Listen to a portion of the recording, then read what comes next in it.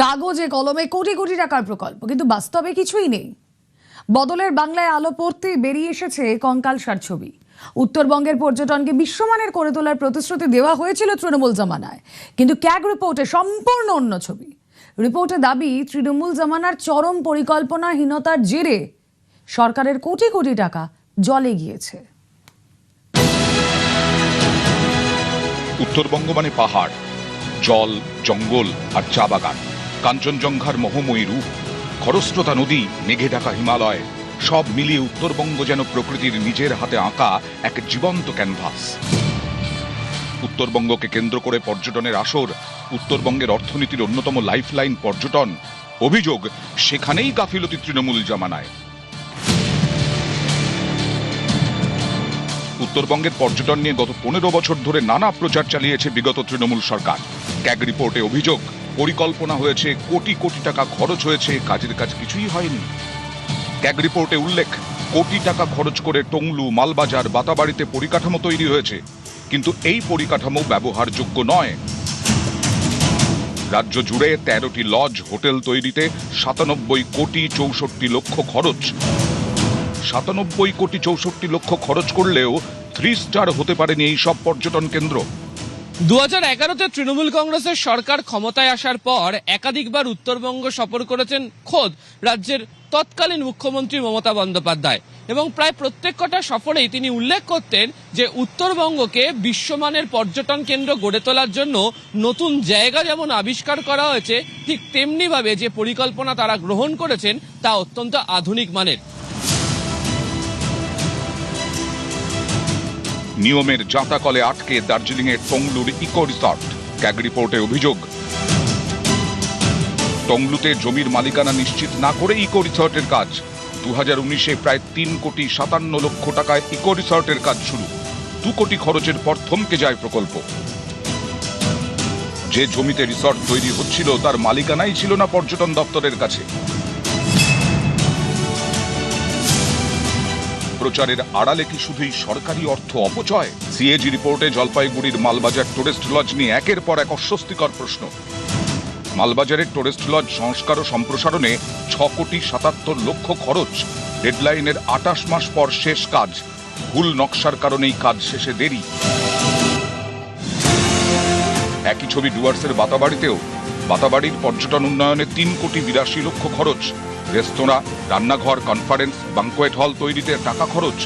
নতুন রেস্তোরাঁ, রান্নাঘর ব্যবহারই করা হয়নি। বিজ্ঞাপনের অভাবেই ফাঁকা বাতাবাড়ি। WTDCL এর হাতে যা প্রপার্টি আছে সেগুলো কিভাবে ব্যবহৃত হয়েছে, কারা করেছেন, নিয়ম মেনে করেছেন কিনা, সেটা নিয়ে আমরা ইতিমধ্যেই তার তথ্য তলাশ করছি, এবং আশা করি আমি দ্রুত আমাদের ডিপার্টমেন্টের পক্ষ থেকে তৃণমূল কংগ্রেসের পর্যটন দপ্তর থেকে নিয়ে একটা শ্বেতপত্র বা চার্জশিট বা এই অভিযোগগুলো ছিল, এগুলো বাস্তবে এই হয়েছে, সেটা জনগণের সামনে তুলে দেব। সবচেয়ে গুরুত্বপূর্ণ পর্যবেক্ষণগুলির একটি উঠে এসেছে হোটেল লজগুলির 3 স্টার আপগ্রেডেশন নিয়ে। রাজ্যের লক্ষ্য ছিল 2020-র মধ্যে 10,000 ব্র্যান্ডেড ঘর তৈরি করা। 2020-র মধ্যে মাত্র 5,048 ব্র্যান্ডেড ঘর তৈরি হয়েছে। WTDCL এর 13 প্রপার্টির সংস্কার ও আপগ্রেডেশনে 97 কোটি 64 লক্ষ খরচ। 2023-এর সেপ্টেম্বর পর্যন্ত কোনো প্রপার্টির জন্যই 3 স্টার ক্যাটেগরি পাওয়ার আবেদনের যোগ্যতা তৈরি করা যায়নি। একাধিক জায়গায় ফায়ার সেফটি লাইসেন্স নেই। একাধিক জায়গায় নর্দমার জল শোধনের ব্যবস্থার কাজই করে না। বিশেষভাবে সক্ষম পর্যটকদের জন্য প্রয়োজনীয় সুবিধেও ছিল না।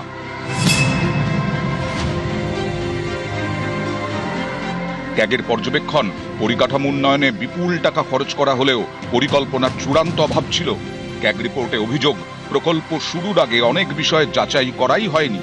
এর ফলে কোথাও কোটি কোটি টাকা খরচের পর প্রকল্প অসম্পূর্ণ থেকে গেছে, যার প্রভাব পড়েছে রাজকোষে। কোটি কোটি টাকা খরচ হয়েছে, কিন্তু সেখান থেকে রাজস্ব পায়নি রাজ্য, অর্থাৎ জলেই গেছে কোটি টাকা। আসলে পর্যটন দপ্তরের কাজ করবার কোনো সদিচ্ছা ছিল না। ভোরের আলো তার একটা বড় উদাহরণ।